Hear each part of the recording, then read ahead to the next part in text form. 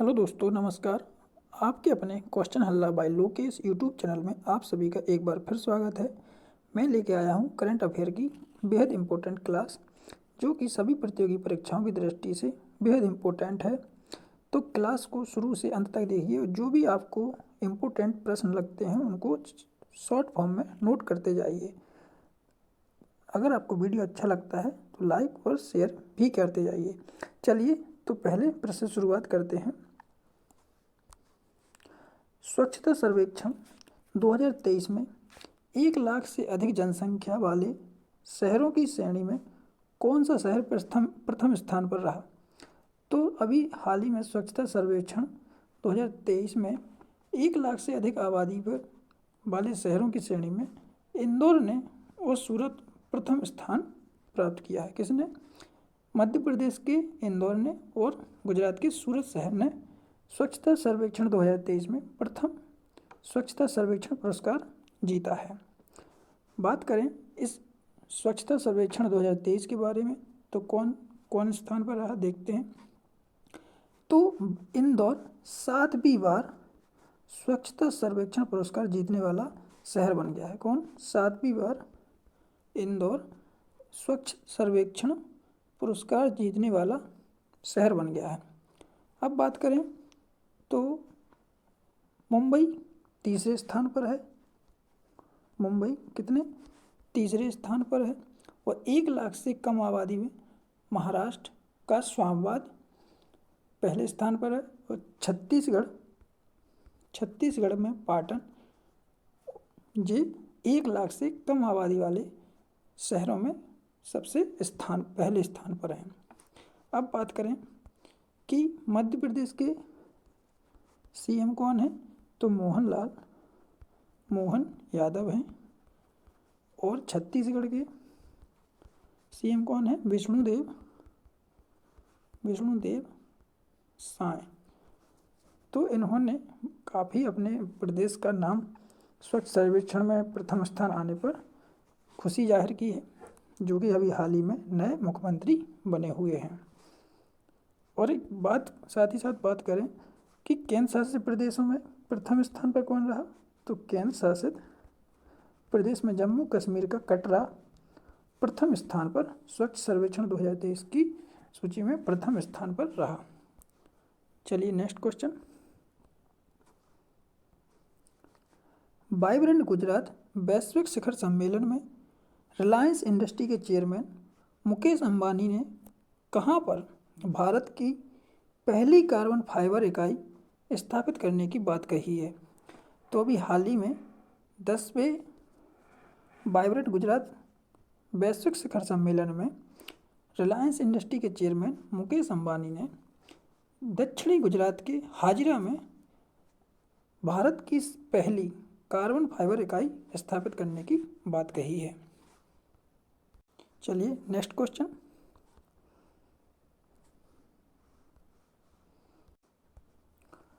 विश्व का सबसे बड़ा ग्रीन ऊर्जा पार्क कौन सा समूह बना रहा है? तो विश्व का सबसे बड़ा ग्रीन ऊर्जा पार्क अडानी समूह बना रहा है। कौन बना रहा है? अडानी समूह बना रहा है। अब बात करते हैं कहाँ पर बना रहा है। तो गुजरात के कच्छ के खाबड़ा में। कहाँ पर? गुजरात राज्य के कच्छ के खाबड़ा में बना रहा है। कौन? अडानी समूह। जो कि विश्व का सबसे बड़ा ग्रीन ऊर्जा पार्क है। चलिए नेक्स्ट क्वेश्चन। हाल ही में मुख्यमंत्री योगी आदित्यनाथ जी ने अयोध्या से किस शहर के लिए सीधी उड़ान सेवा शुरू की है? तो भी हाल ही में मुख्यमंत्री योगी आदित्यनाथ जी ने अयोध्या से अहमदाबाद के लिए सीधी उड़ान अभी सेवा शुरू की है, जो कि सीधी उत्तर प्रदेश के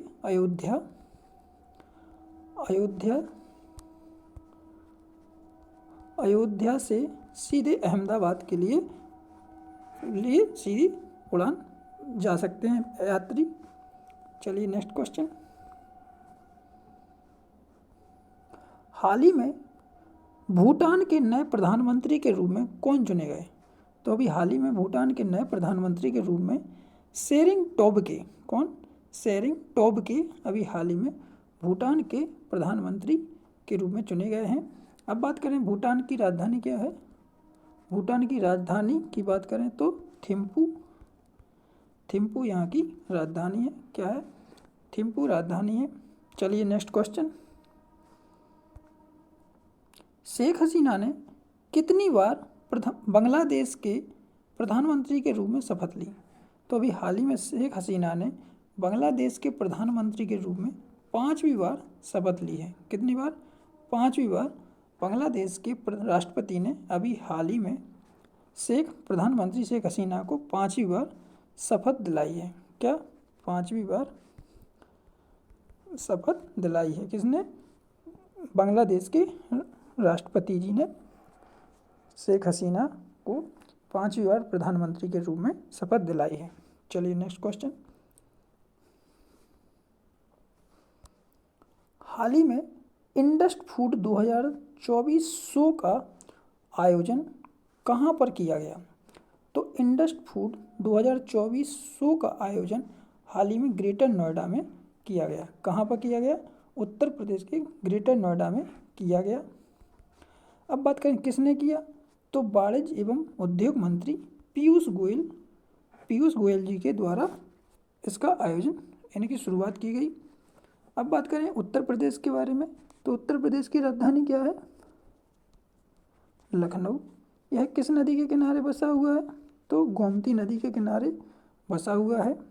उत्तर प्रदेश के गवर्नर की बात करें तो आनंदीबेन पटेल यहाँ की गवर्नर हैं। और मुख्यमंत्री तो आपको पता ही है कि योगी आदित्यनाथ जी हैं। चलिए नेक्स्ट क्वेश्चन।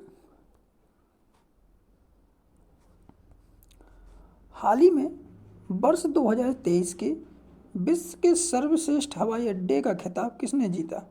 तो हाल ही में वर्ष 2023 के विश्व के सर्वश्रेष्ठ हवाई अड्डे का खिताब सिंगापुर के चांगी हवाई अड्डे को मिला है। किसको? सिंगापुर के चांगी हवाई अड्डे को मिला है।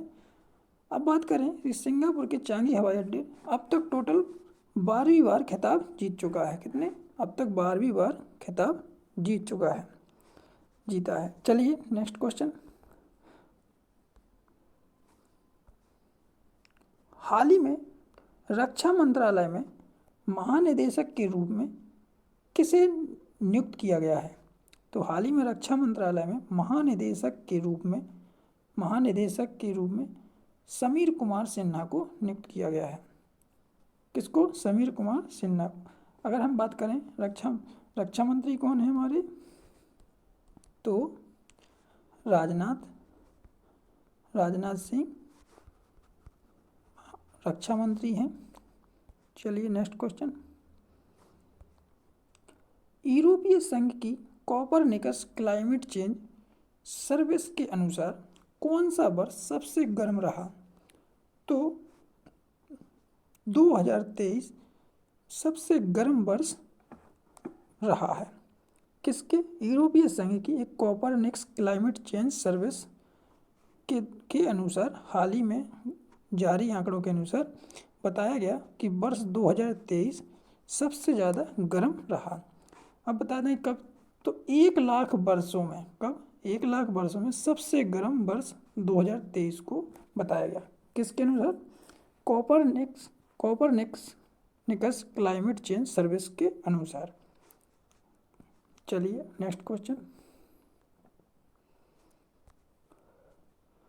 हाल ही में फ्रांस के सबसे युवा प्रधानमंत्री कौन बने? तो फ्रांस के सबसे युवा प्रधानमंत्री गैब्रियल अटल बने हैं। कौन बने? गैब्रियल अटल बने हैं, जो कि मात्र 34 वर्ष के हैं। कितने वर्ष के? 34 वर्ष के हैं। और एक पियानो वादक भी हैं। कौन है? इन्हें पियानो वादक भी हैं जी। अच्छे। अगर हम बात करें फ्रांस के बारे में, फ्रांस की राजधानी क्या है? फ्रांस की राजधानी पेरिस है। क्या है? पेरिस है। चलिए नेक्स्ट क्वेश्चन। हाल ही में सरकार ने जिनेवा में विश्व व्यापार संगठन के राजदूत के रूप में किसे नामित किया? तो हाल ही में सरकार ने जिनेवा में विश्व व्यापार संगठन के राजदूत के रूप में सेंथिल पांडियन को नियुक्त किया। किसको? सेंथिल पांडियन को नियुक्त किया है। अब बात करें WTO के बारे में, तो WTO यानी कि वर्ल्ड ट्रेड ऑर्गेनाइजेशन, जिसका मुख्यालय कहाँ पर है? जिनेवा में है। और इसके महानिदेशक कौन है? तो नागोजी ओंकोजा-इवेला। कौन है? नागोजी ओंकोजो-इवेला। चलिए नेक्स्ट क्वेश्चन। विंग्स इंडिया 2024 कहाँ पर आयोजित किया जाएगा? तो विंग्स इंडिया 2024 का आयोजित हैदराबाद के बेगमपेट हवाई अड्डे पर आयोजित किया जाएगा। कहाँ पर? हैदराबाद के बेगम हवाई अड्डे पर आयोजित किया जाएगा। तो हमारे नागरिक उड्डयन मंत्री कौन है? नागरिक उड्डयन मंत्री ज्योतिराव सिंधिया जी हमारे नागरिक उड्डयन मंत्री हैं। Next question. हाल ही में 27वें राष्ट्रीय युवा महोत्सव का उद्घाटन किसने किया? तो 27वें राष्ट्रीय युवा महोत्सव का उद्घाटन हमारे देश के प्रधानमंत्री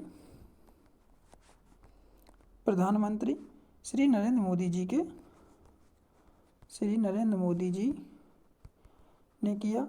कहाँ पर किया? तो मुंबई के। किसकी?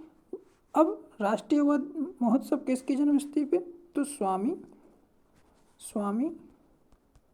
विवेकानंद जी के जन्म उत्सव के रूप में राष्ट्रीय युवा महोत्सव मनाया जाता है, जिसको हाल ही में भी प्रधानमंत्री श्री नरेंद्र मोदी जी ने किया। कहाँ पर? तो महाराष्ट्र के नासिक में। चलिए नेक्स्ट क्वेश्चन। संयुक्त राष्ट्र सुरक्षा परिषद ने आतंकी संगठन लश्कर-ए-तैयबा के किस सदस्य की मौत की पुष्टि की है? तो अभी हाल ही में संयुक्त राष्ट्र सुरक्षा परिषद ने आतंकी संगठन लश्कर-ए-तैयबा के सदस्य रहे हाफिज अब्दुल सलाम की मौत की पुष्टि की है। अब इनकी क्या वजह थी? तो हाफिज अब्दुल सलाम 26 नवंबर 2008 के मुंबई आतंकी हमले में साजिद में इनको पाया गया था, जिसको भी हाल ही में संयुक्त राष्ट्र सुरक्षा परिषद ने आतंकी संगठन लश्कर-ए-तैयबा के सदस्य हाफिज अब्दुल सलाम की मौत की पुष्टि की है। चलिए नेक्स्ट क्वेश्चन। हाल ही में स्टील फैब 2024 प्रदर्शनी का आयोजन कहाँ पर किया गया? तो स्टील फैब 2024 प्रदर्शनी का आयोजन संयुक्त अरब अमीरात में किया गया। कहाँ पर किया गया? संयुक्त अरब अमीरात में किया गया। इसका मुख्य बिंदु क्या था? कि CNC कटिंग सिस्टम पर प्रकाश डाला गया। क्या? CNC कटिंग सिस्टम पर प्रकाश डाला गया। चलिए नेक्स्ट क्वेश्चन। हाल ही में प्रधानमंत्री नरेंद्र मोदी जी ने भारत के सबसे लंबे समुद्री पुल का उद्घाटन कहाँ पर किया? तो हाल ही में प्रधानमंत्री नरेंद्र मोदी जी ने भारत के सबसे लंबे समुद्री पुल का उद्घाटन मुंबई में किया। कहाँ पे किया? मुंबई में किया। अब आपको बता दें कि इस पुल का नाम क्या है इसका? तो अटल बिहारी वाजपेयी सिबरी नोआबा सेवा अटल सेतु। क्या है नाम? क्या है इसका? तो नाम है अटल बिहारी वाजपेयी सिबरी नोआबा सेवा अटल सेतु। अब इसकी आधारशिला कब रखी गई थी? तो दिसंबर 2016 में प्रधानमंत्री मोदी जी के ही द्वारा इसकी आधारशिला रखी गई थी, और जिसका पूर्ण कार्य हो चुका है। कब? तो अभी हाल ही में 12 जनवरी 2024 को ये पूर्ण हो गया, जिसका उद्घाटन प्रधानमंत्री श्री नरेंद्र मोदी जी ने किया है। अब आपको बता दें इसके बारे में थोड़ी सी फैक्ट कि इसकी समुद्र पर लंबाई कितनी है, तो 16.5 किलोमीटर समुद्र पे बना है और ज़मीन पर